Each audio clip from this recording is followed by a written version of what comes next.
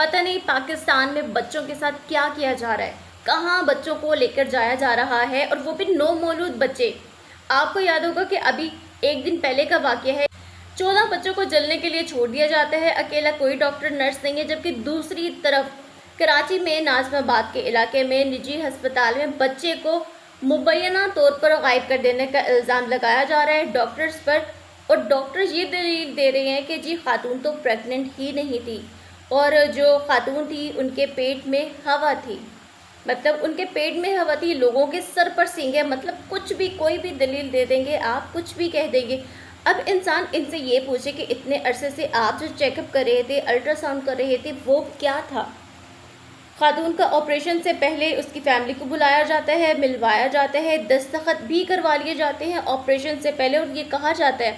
کہ جی ہر چیز نارمل ہے، بچہ بھی بالکل ٹھیک ہے، بچے کے دل کی دھڑکن بھی ٹھیک ہے، تمام چیزیں چیک کر لی گئی ہیں، ہر چیز بالکل اوکے ہے، اٹس مین بچہ ہے۔ اتنے عرصے سے جو چیک اپ چلتا آ رہا ہے، لاسٹ ٹائم پر بھی اسی طرح سے ہے، اور جو باہر جو گارڈز وغیرہ جو لوگ ہوتے ہیں وہ مٹھائی کی ڈیمانڈ بھی کر رہے ہیں کہ جی جب ماشاءاللہ بچہ پیدا ہوگا تو ہمیں جو منہ مٹھائی کی مٹھائی دی جاتی ہے تو وہ ہمیں رقم دی جائے۔ اب والدین کو بلا لیا جاتا ہے کہ جی آپ دستخط کرتے ہیں، آپ نارمل ڈیلیوری چاہتے ہیں یا آپریشن چاہتے ہیں۔ انہوں نے کہا کہ ہماری مریضہ گھبرائی ہوئی ہے، اس کا آپریشن کر دیں۔ وہ کہتے ہیں چلو ٹھیک ہے، دستخط کروا لیا۔ دستخط بھی پتہ نہیں کس چیز پر کروائے ہیں انہوں نے، اور جب اتنی دیر کے بعد، کیونکہ خاتون کو آپریٹ ہونا تھا 8 بجے سے لے کر انہوں نے رات کے 12 بجا دیے، اور جب رات کے 12 بج گئے، کافی دیر ہو گئی، پھر ایک آواز آتی ہے کہ جی اہل خانہ کہاں ہے۔ جب اہل خانہ وہاں جاتے ہیں، بچی کی دادی وہاں موجود ہے، والد موجود ہے،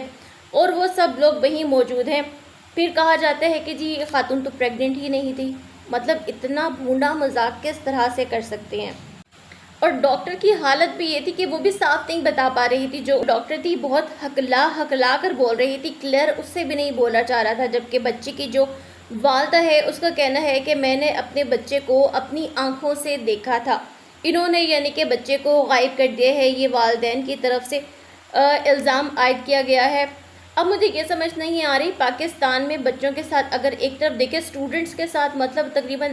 850 بچوں کو 900 بچوں کو فیل کر دیا گیا، ایک طرف 14 بچے زندہ مطلب جلنے کے لیے چھوڑ دیا۔ اب یہ واقعہ یہ ننھی ننھی جانوں کو کہاں لے کر جا رہے ہیں، کر کیا رہے ہیں؟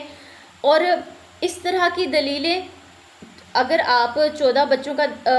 جو جلے ہیں اس میں بھی یہ کہا جا رہا ہے کہ جو اے سی کا یہ کہہ رہے تھے جی وہ پھٹ گیا ہے، آگ لگ گئی ہے، لیکن